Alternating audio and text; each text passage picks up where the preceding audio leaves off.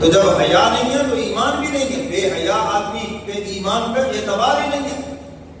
اللہ کے نبی فرما رہے کہ حیا اور ایمان یہ دونوں لازم ملزوم ہیں. ایک چیز جائے گی دوسری بھی چلی جائے گی. حضور اس قدر حیا والے تھے، فرمایا کسی کماری بچی میں بھی وہ شرم و حیا نہیں، اس سے بھی زیادہ حضور با حیا تھے. تو سیدنا عثمان غنی رضی اللہ تعالیٰ عنہ حیا والے تھے. حضور تشریف فرما ہے اور آپ کی پٹلی مبارک سے چادر ہٹی ہوئی ہے. سیدنا صدیق اکبر آئے، حضور اسی طرح تشریف فرما رہے. تھوڑی دیر کے بعد سیدنا فاروق اعظم آئے، حضور تشریف فرما رہے. سیدنا عثمان غنی آئے تو حضور نے روک دیا، فرمایا ایک منٹ ٹھہرو بھائی. حضور علیہ الصلوۃ والسلام نے اپنی تہہ بند درست فرمائی، چادر کو درست فرمایا، پنڈلی کو ڈھانپا، فرمایا اب عثمان کو آنے دو. پوچھا کہ اللہ کے محبوب ایسا کیوں ہے؟ سیدنا صدیق اکبر آئے، سیدنا فاروق اعظم آئے، آپ اسی طرح تشریف فرما رہے. اور عثمان غنی آئے تو آپ نے چادر سے پنڈلی کو ڈھانپ لیا. حضور علیہ الصلوۃ والسلام نے جو الفاظ ارشاد فرمائے، فرمایا کیا میں اس انسان سے حیا نہ کروں جس سے آسمان کے فرشتے بھی حیا کرتے ہیں. کبھی واش روم میں بھی نہانے کے لیے بھی ننگے نہیں ہوئے، کپڑا پہن کے نہائے، اس قدر حیا والے. تو میرے محترم سامعین، حضور علیہ الصلوۃ والسلام کا اعتماد دیکھیں. صلح حدیبیہ کے موقع پر سفیر رسول بن کر گئے. سیدنا فاروق اعظم سے حضور نے فرمایا تم جاؤ مکہ والوں سے مذاکرات کرو، ہم لڑنے کے لیے نہیں آئے، ہم تو عمرہ کرنے کے لیے آئے ہیں، چلے جائیں گے. میں نے یہ واقعہ تفصیل سے آپ کو سنایا ہے. سیدنا فاروق اعظم عرض کرتے اللہ کے محبوب میں جانے کے لیے تیار ہوں، لیکن میرا مشورہ یہ ہے کہ آپ حضرت عثمان غنی کو بھیجیں، کیونکہ مکہ والے اگرچہ ان میں کافر بہت زیادہ ہیں لیکن وہ عثمان کا حیا کرتے ہیں. آپ ان کو بھیجیں، یہ نرم مزاج ہیں اور ان سے تجارتی تعلقات بھی ہیں، تو اس لیے آپ سیدنا عثمان غنی کو بھیجیں. میں نے تو بہت سے کافروں کی ٹانگیں کاٹی ہیں، وہ تو میرے مقابلے میں بڑک اٹھیں گے. حضور علیہ الصلوۃ والسلام نے اس رائے کو پسند فرمایا اور سیدنا عثمان غنی رضی اللہ تعالیٰ عنہ کو اپنا نمائندہ بنا کر مکہ والوں کے پاس مذاکرات کے لیے بھیجا.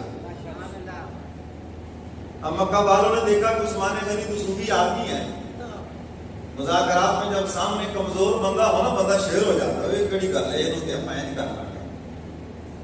انہوں نے دیکھا عثمان غنی آئے ہیں، تو ٹھیک ہے جی، ہاں ہاں بالکل ٹھیک ہے، کرتے ہیں مذاکرات. یہ تو صوفی درویش بندے ہیں، تو ان کو تو ہم اپنی مرضی سے جو چاہیں گے منوا لیں گے. تو سیدنا عثمان غنی سے جب مذاکرات ہوئے تو میں نرم بھی ہوں، نرم دل بھی ہوں، سب کچھ ہے، لیکن موقف وہی ہے جو سب کا ہے، جو میرے مصطفیٰ کا ہے، موقف وہی ہے. انہوں نے کہا عثمان آپ کو اجازت ہے، آپ طواف کر لیں، عمرہ کر لیں، صحیح کر لیں. صفا مروہ کے درمیان فوراً فرمانے لگے میرا نبی، فرمایا ان کو اجازت نہیں ہے، وہ نہیں آ سکتے. فرمایا اگر میرے نبی کو اجازت نہیں ہے تو عثمان بھی پھر عمرے کی ادائیگی کے لیے تیار نہیں ہے. اور ادھر صحابہ نے حضور سے عرض کیا اللہ کے محبوب ہم یہاں بیٹھے ہیں، عثمان کیسے خوش قسمت ہیں، وہ طواف کر رہے ہوں گے، آب زمزم پی رہے ہوں گے، صفا مروہ کی سعی کر رہے ہوں گے. حضور سب کی باتیں سن رہے ہیں اور سن کر حضور نے فرمایا میرے صحابہ میرا عثمان میرے بغیر طواف ہی نہیں کرے گا.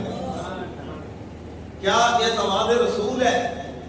حضور فرما رہے کہ میرا عثمان میرے بغیر نہیں طواف کرے گا، میرے بغیر نہیں عمرہ کرے گا. تو عثمان نے بھی یہی کہا کہ میں اپنے محبوب کے بغیر نہیں عمرہ کروں گا. اور سیدنا عثمان غنی رضی اللہ تعالیٰ عنہ کی تہ بند جو تھی نا، چادر باندھتے تھے، وہ ٹخنوں سے اوپر تھی. ساتھیوں نے کہا کہ یہ قریشی ہاشمی مذاق اڑائیں گے، مکے کے سردار مذاق اڑائیں گے. عثمان جب مکے میں تھا بڑا مالدار تھا، آج اتنا غریب ہو گیا جسم ڈھانپنے کے لیے پورا کپڑا بھی نہیں ہے. سیدنا عثمان غنی فرمانے لگے کیا ان بے وقوفوں کی وجہ سے اپنے نبی کی سنت چھوڑ دوں؟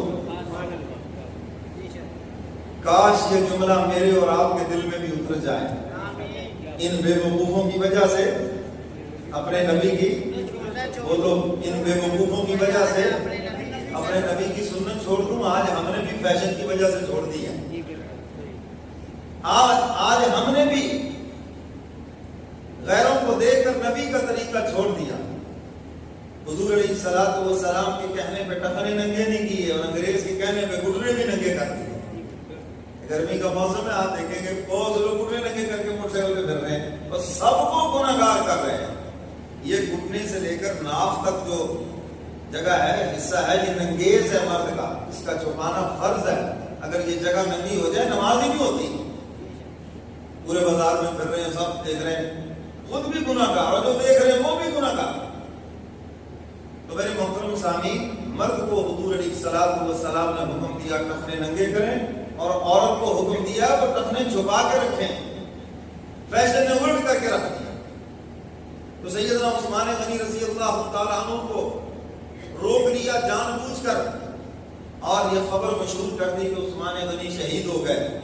ان کا ذہن یہ تھا کہ جب ان کو پتا چلے گا عثمان غنی شہید ہو گئے، وہ سارے بھاگ جائیں گے خود بخود، مذاکرات کی نوعیت ہی نہیں رہے گی، ڈر جائیں گے۔ ان کے ذہن میں یہ بات تھی کہ جب یہ خبر مشہور ہوگی تو عثمان غنی شہید ہو گئے، باقی جان بچانے کے لیے سب بھاگ جائیں گے۔ انہیں کیا معلوم کہ یہ تو سارے جتن ہی جان قربان کرنے کے لیے کر رہے ہیں۔ اب حضور علیہ الصلوۃ والسلام کو جب اطلاع ملی، اب ان کے نمائندے بھی چھپ کے بیٹھے ہیں، کیا رد عمل ہے اس کے اوپر؟ حضور علیہ الصلوۃ والسلام نے صحابہ کو جمع فرمایا کیکر کے درخت کے نیچے، اور فرمایا کہ مجھے ابھی ابھی خبر ملی ہے میرا عثمان شہید ہو گیا۔ فرمایا آؤ میرے ہاتھ کے اوپر بیعت کرو، میں اس وقت تک واپس نہیں جاؤں گا جب تک میں اپنے عثمان کے خون کا بدلہ نہ لے لوں۔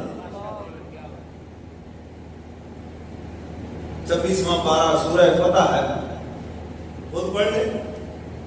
درخت کے نیچے بیٹھ کر حضور بیعت لے رہے ہیں، حالانکہ عثمان غنی شہید نہیں ہوئے، گرفتار ہوئے تھے۔ غیب کا علم کون جانتا ہے؟ سارے بولو گے اگر حضور جانتے تو حضور فرما دیتے بھی وہ زندہ ہے۔ قرآن بتا رہا ہے کہ بیعت لی جا رہی ہے۔ فرمایا